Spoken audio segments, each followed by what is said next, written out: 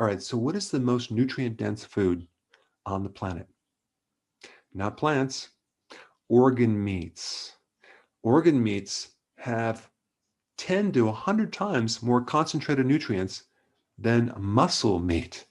You know, like if you were going to get a chicken breast or a steak or a hamburger, it has more bioavailable iron, zinc, selenium, vitamin A, vitamin D, B12, magnesium, B1, B2, alpha-lipoic acid, B6, phosphorus, choline, coenzyme Q10, well, certain types of organ meats like the heart tissue, for example, and K2, okay? Now, here's the problem with plants. There's no B12, there's no D3, there's no DHA, which is an omega-3 fatty acid. You get the precursor, which is ALA, but you only convert a certain amount.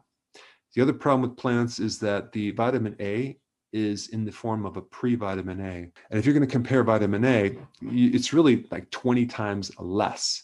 Of course, they don't really tell you about that. They just say vitamin A, but it's in the form of beta carotene.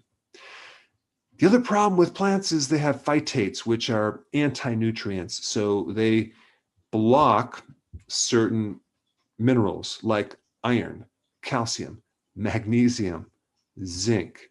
So even though certain vegetables might have more magnesium, for example, the question is, are they available to you?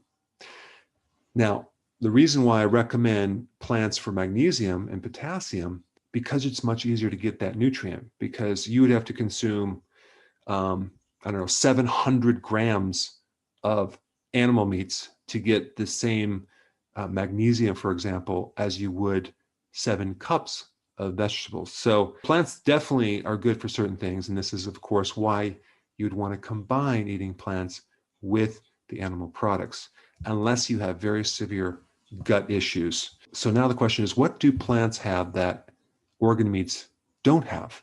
Well, they are loaded with something called phytonutrients. And phytonutrients have some seriously amazing effects for your health: anti-inflammatory, anti-cancer, anti-diabetic, antimicrobial, antiviral. The list goes on and on and on. So phytonutrients give us a lot of benefit with our health. Plants have more vitamin K1, and I've already mentioned the potassium and the magnesium, so you would want to combine them, but realize that organ meats, out of all the foods, have the most concentrated nutrients in the most bioavailable source. So personally, even though I know that, I don't like to consume organ meats. I just don't like the taste. So sometimes I'll get them in supplements, or I'll get them hidden in hamburger. For example, US Wellness Meats has various products, various types of hamburger that they blended in certain organ meats. And the one that I really like, which I'll put a link down below, and by the way, I don't get any kickbacks or anything like that, is the one with hamburger with a little bit of heart meat, which is loaded with coenzyme Q10. And I will say, when I consume that, I do feel I have more endurance. So you might want to check that out. Hey, before you leave, I just wanted to give you a little quick history on some of the books that I wrote. This was one of the first books. It's called Dr. Berg Body Shapes. It was my attempt at writing about body types. What was very interesting about this book is I actually did all the images myself.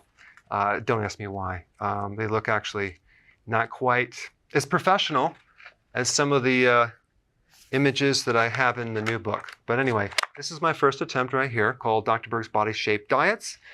And then I wrote a book more extensive called The 7 Principles of Fat Burning. I don't even have a copy anymore, actually, because it's outdated.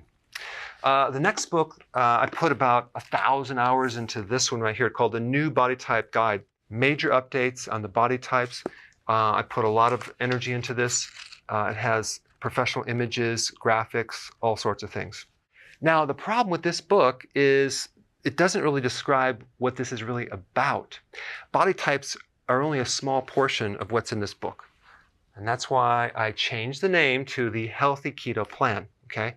If you happen to have this book, you don't really need this book, because there's some only very, very minor updates. But if you don't have this, you need to get this one right here. This book goes into every single detail that you would ever want to know about. It goes into the 7 principles of fat burning. It goes into hormones, the body types, the basic keto plan. It goes into intermittent fasting. I talk about the 10 fat burning triggers and blockers and fat burning strategies with a lot of details in every single chapter. I go into body issues that interfere with losing weight. There's very few people that just have a weight problem. They have a lot of body issues, whether it's sleeping problems, stress problems, inflammation, menopause. I cover that extensively in this book.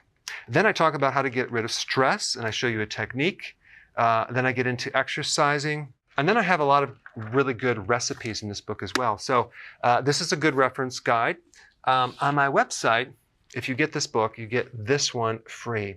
It's called Healthy Keto and Intermittent Fasting. This is the shortcut, quick guide to this book.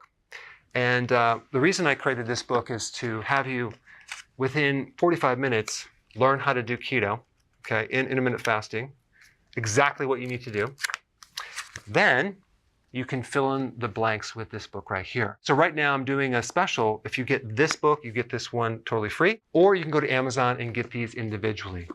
So I just want to clarify the difference between this book and this updated one right here. If you don't have this, you need to get this right here.